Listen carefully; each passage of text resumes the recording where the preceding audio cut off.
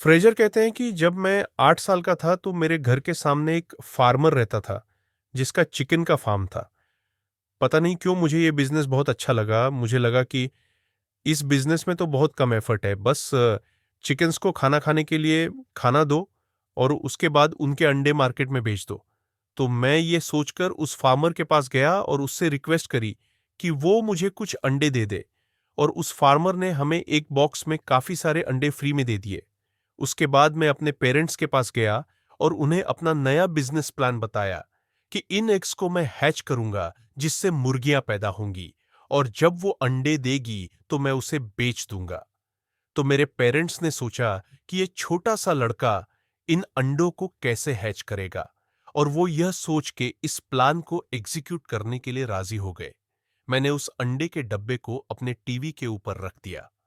उस वक्त के टीवी एक बड़े डब्बे के शेप में आते थे और वो गर्म रहते थे। थोड़े दिनों के बाद उन डब्बे में से 4 अंडे हैच हो गए और उनके लिए हमने अपने गार्डन में एक छोटा सा घर बना दिया। इन चारों को हमने नाम भी दिए।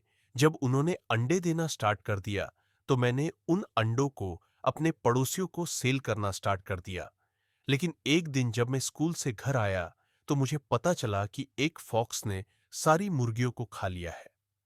उस दिन मैं बहुत दुखी हुआ। ये मेरे बचपन का सबसे पहला बिजनेस था जिसे मैंने ऑलमोस्ट जीरो इन्वेस्टमेंट से स्टार्ट किया था। इसके बाद भी मैंने कई बिजनेसेस स्टार्ट किए, लेकिन फिर मैंने एक फुल फ्लैश कंपनी खोली जिसे मैं आज भी चला रहा हूं और जिसने मुझे मिलीनियर बनाया था। एक बार मैं स्कूल की छुट्टियों पर अपनी ग्रैंडमदर से मिलने गांव गया था।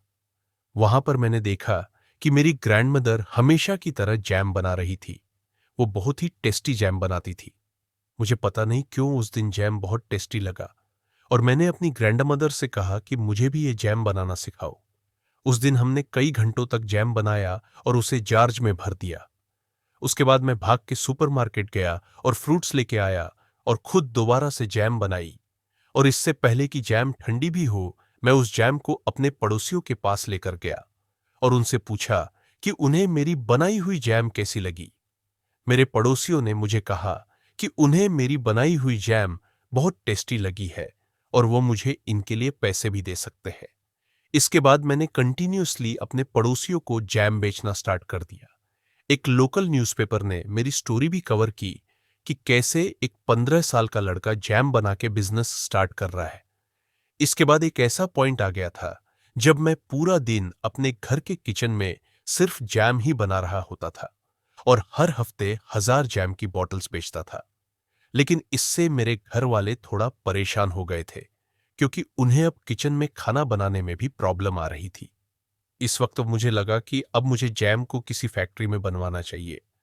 इसके लिए पहले मैंने जैम के बारे में बहुत रिसर्च की और मुझे पता चला कि जैम की सेल्स हर साल कम हो रही है, क्योंकि एक तो हर जैम में शुगर कंटेंट बहुत ज़्यादा होता है और दूसरा लोगों को जैम में कुछ नया चाहिए था। मैंने बहुत सारी रेसिपीज ट्राई करी और फाइनली मुझे एक तरीका पता चल गया जिससे मैं एक बहुत ही टेस्टी जैम बिना चीनी के बना सकता था, यानी 100% फ्रूट्स की मदद से और बिना कोई प्रिजर्वेटिव के। फिर मैंने सोचा कि इस जैम को मैं सुपरमार्केट्स में बेचूंगा, क्योंकि इन लोगों के पास बहुत से स्टोर्स होते हैं, जिससे मेरी सेल्स बहुत ज्यादा इंक्रीज हो जाएगी। मैं एक वेट रोज नाम के सुपरमार्केट चेन के पास गया, जो मेरे जैसे नए लोगों को अपने प्रोडक्ट्स बेचने का चांस देते थे। वो बहुत हैरान हुए कि यह टीनेजर जैम बेचना चाहता है। उसने मुझसे कहा कि उसे मेरा 100% फ्रूट जैम का आइडिया बहुत अच्छा लगा, लेकिन पहले मुझे इसके लिए प्रॉपर पैकेजिंग तैयार करनी पड़ेगी, एक ब्रांड बनाना पड़ेगा, इसका प्राइस कम करना पड़ेगा और थोड़ी सी रेसिपीज में चेंज करना पड़ेगा। तभी वह मेरे जैम को अपने सुपरमार्केट में बेचने के लिए तैयार होगा। इतना सुनने के बाद मैं बहुत खुश हुआ और ये मेरा सपना बन गया कि मुझे अपने जैम को एक सक्सेसफुल प्रोडक्ट बनाना है। मैं काफी डिजाइनर से मार्केटिंग के लोगों से मिला और हमने इस जैम का नाम सुपर जैम रखा। इसके लिए मैंने बहुत सारे पैकेजेस तैयार करे, क्योंकि सुपर जैम सुपर ह्यूमन की तरह लगता था। तो इस ब्रांड के लिए हमने काफी सारी स्टोरीज तैयार की जिससे हम इस ब्रांड के बारे में लोगों को बता सके।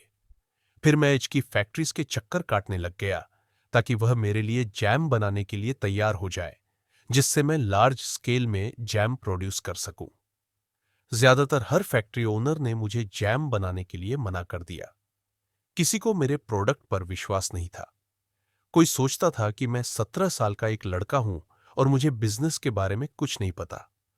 लेकिन एक जैम ओनर मेरे आइडिया को ट्राई करने के लिए रेडी हो गया, क्योंकि उनकी जैम की सेल्स कम हो रही थी और उनकी कई मशीन्स फ्री थी जिससे मेरी जैम रेसिपीज ट्राई की जा सके। अब जैसे ही मैं अपने नए बनाए हुए जैम्स का स्टॉक उस सुपरमार्केट वेट रोज में लेके गया, तो उन्होंने मेरी हर चीज को मना कर दिया।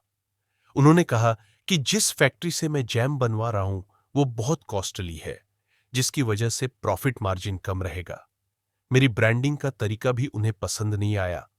इवन कि उनको मेरी जैम का टेस्ट भी अच्छा नहीं लगा। और इस चीज पर मैंने ऑलमोस्ट 1 साल वेस्ट कर दिया था। थोड़े दिन मैं परेशान रहा, लेकिन मैंने फिर से ट्राई करने की सोची। मैं दोबारा एक्सपर्ट से मिला और उन्होंने मुझे पैकेजिंग की इंपॉर्टेंस के बारे में बताया कि किस तरीके से एक अच्छी पैकेजिंग प्रोडक्ट की परसीवर्ड वैल्यू को बहुत बड़ा कर सकती है। उन्होंने मुझे ऐसे एग्जाम्पल्स बताए जहां पर एक पैकेजिंग को चेंज करके सेल्स बहुत बढ़ गई थी। फिर मुझे ब्रांड के बारे में पता चला कि ज्यादातर लोग ये गलती करते हैं कि वो अपने प्रोडक्ट के बारे में 10 रीजंस देना चाहते हैं जिसकी वजह से कस्टमर्स उनका प्रोडक्ट खरीदे। लेकिन बेटर ये है कि सबसे बेस्ट रीजन लो और सिर्फ वही एक रीजन बार बार अपने कस्टमर के सामने बोलो, और यही रीजन आप आपके प्रोडक्ट में भी दिखना चाहिए। मुझे भी मेरी जेम का बेस्ट रीजन पता चल गया था, और वो था 100% फ्रूट दैट ची में। बहुत सारे न्यूज़पेपर्स ने स्टोरीज भी लिखी कि कैसे एक टीनेजर मिलीनियर बन गया मुझे, और मेरी ग्रैंडमदर को प्रिंस चार्ल्स ने बकिंग पैलेस में बुलाया और सुपर जैम को नेशनल म्यूजियम ऑफ स्कॉटलैंड में भी रखा गया। इसके बाद मैंने कई और नए बिजनेसेस खोले। मैंने एनवलप में कॉफी का बिजनेस खोला, मैंने बियर का सब्सक्रिप्शन बिजनेस खोला, और मैंने ऑट्स का बिजनेस भी खोला। मेरे बहुत सारे आइडियाज फेल भी हुए, लेकिन इनसे मैंने बहुत सारे लेसन सीखे जो मैं आपको आज बताना चाहता हूं। तो सबसे पहला लेसन जो ऑन्थर बताते हैं वो है वॉन्टरप्रेन्योरशिप। ऑन्थर कहते हैं कि वॉन्टरप्रेन्योर्स वो लोग हैं जो लोग बिजनेस के बारे में बहुत स्टडी करते हैं। ये लोग बुक्स पढ़ते हैं, कॉन्फ्रेंसेस अटेंड करते हैं और बहुत रिसर्च करते हैं। इन्हें यह भी पता होता है कि इस हफ्ते कौन सा सबसे सक्सेसफुल बिजनेस आइडिया है, लेकिन ये लोग कुछ भी एग्जीक्यूट नहीं करते। इन्हें हमेशा ये लगता है कि अगर इन्होंने कुछ ट्राई किया और फिर वह चला नहीं तो क्या होगा। ऑन्थर ऐसे लोगों को वो एंटरप्रेन्योर्स कहते हैं और बोलते हैं कि हमें अपने आइडियाज एग्जीक्यूट करने से नहीं डरना चाहिए। बहुत थोड़ी इन्वेस्ट करते हुए अपने आइडियाज ट्राई करते रहने चाहिए। अगर हमारे 10 में से 9 आइडियाज भी फेल हो जाए तो वो 9 लेसन्स हमारे एमबीए डिग्री से बहुत वैल्यूएबल होंगे, जिसके लिए हमने ज्यादा पैसे खर्च किए होंगे। और जो 10वां आइडिया आपका सक्सेसफुल होगा वह बाकी 9 फेल्ड आइडियाज की कॉस्ट आसानी से कवर कर लेगा।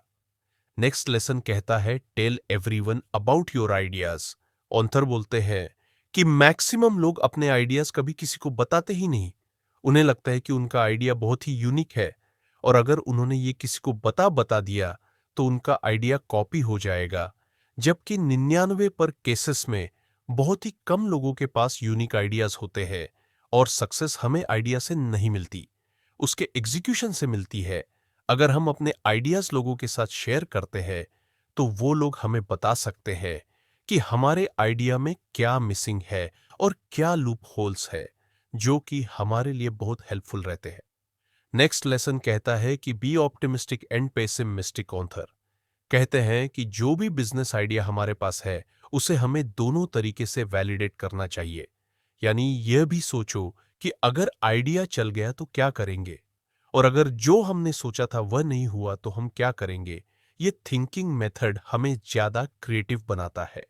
नेक्स्ट लेसन कहते हैं be willing to try start at small level to validate the idea. Author कहते हैं कि हमेशा लो इन्वेस्टमेंट से ही ट्राई करना चाहिए, इवन जब हमारे पास बहुत सारे पैसे हो। इससे होता यह है कि हम जल्दी बता सकते हैं कि जिस आइडिया को हम सोच रहे थे कि वो अच्छा है, क्या मार्केट को भी वो एक्चुअल में आइडिया अच्छा लगा। इसीलिए लो इन्वेस्टमेंट से ही मार्केट के मूड को जानना चाहिए और धीरे धीरे अपना बिजनेस एक्सपेंड करना चाहिए। आइडियाज टेस्ट करने से डरे नहीं, इसे एक ट्यूशन फीस की तरह ले। वैसे भी तो हम कोचिंग में क्लासेस में पैसे इन्वेस्ट करते ही है। नेक्स्ट लेसन कहता है कि यूज इंटरनेट। ऑथर कहते हैं कि इंटरनेट के आने के बाद बिजनेस को करना एक्चुअल में बहुत आसान हो गया है। पहले एक टीम मेंबर ढूंढने के लिए महीने लग जाते थे, लेकिन आजकल हम 2 दिन के अंदर एक टीम मेंबर ढूंढ सकते हैं। ऑथर ने 48 घंटे यानी सिर्फ 2 दिन के अंदर एक आइडिया को एग्जीक्यूट किया और उसे बिजनेस में कन्वर्ट कर दिया। और ये था उनका टेस्ट का बिजनेस, और ये सब उन्होंने एक नॉर्मल सफाई की वेबसाइट खोल के किया। इसलिए जितनी जल्दी हो सके इंटरनेट पर अपना बिजनेस लाने की कोशिश करें। नेक्स्ट लेसन कहता है add story to explain ideas. Author कहते हैं कि मैं अभी तक अपने सुपर जैम के बिजनेस को स्टोरीज के रूप में एक्सप्लेन करता हूं। यह मेथड ब्रांडिंग के लिए बहुत अच्छा है और इससे हमारे कस्टमर्स हमारे साथ इमोशनल लेवल पर कनेक्ट हो जाते हैं। तो दोस्तों, इस वीडियो में हमने देखा कि किस तरह से एक मिडिल क्लास लड़का मिलियनेयर बन गया, और वह भी बिना कोई ज्यादा पैसे इन्वेस्ट किए हुए। उन्होंने इस जर्नी में बहुत सारे लेसन सीखे हैं, जैसे कि एंटरप्रेन्योरशिप से बचे, यानी सिर्फ आइडिया से कुछ नहीं होता। आइडिया तो सबके पास है, जो चीज मैटर करती है वो है एग्जीक्यूशन। नेक्स्ट हमने देखा कि अपने आइडियाज किसी को बताने से डरे नहीं, क्योंकि दूसरा इंसान आपको आपके आइडियाज के लूप होल्स बता सकता है। नेक्स्ट हमने देखा कि अपने बिजनेस को ऑप्टिमिस्टिक और पेसिमिस्टिक दोनों तरीके से सोचें। इसके बाद हमने देखा था कि बिजनेस को लो इन्वेस्टमेंट से ही स्टार्ट करना चाहिए, ताकि हम ये देख सके कि मार्केट को हमारे आइडियाज पसंद है भी या नहीं। और जब बिजनेस चलने लगे तो बिजनेस से ही कमाए हुए पैसों को इन्वेस्ट करें। नेक्स्ट हमने देखा था कि आजकल इंटरनेट की मदद से हम अपने बिजनेस को बहुत जल्दी एक्सपेंड कर सकते हैं। हम पूरी मैनकाइंड में पहली ऐसी जनरेशन है जिसे ये अपॉर्चुनिटी मिली है, इसलिए इसे जरूर यूज करें। और फाइनली हमने देखा था कि स्टोरी एक बहुत ही इफेक्टिव तरीका है अपने कस्टमर्स को बताने का कि आपका ब्रांड क्या वैल्यू प्रोवाइड कर सकता है। दोस्तों, ये सारी बातें हमने आपको फ्रेजर डोहाटी की बुक 48 आवर स्टार्टअप से बताई है। ऑथर बोलते हैं कि मैंने ये बुक इसीलिए लिखी है ताकि आप लोग उन गलतियों से बच सको जो मैंने की थी, और जॉब के बजाय एक बिजनेस क्रिएट कर सको और उस फ्रीडम और सक्सेस को एक्सपीरियंस कर सको जो मैंने किया था।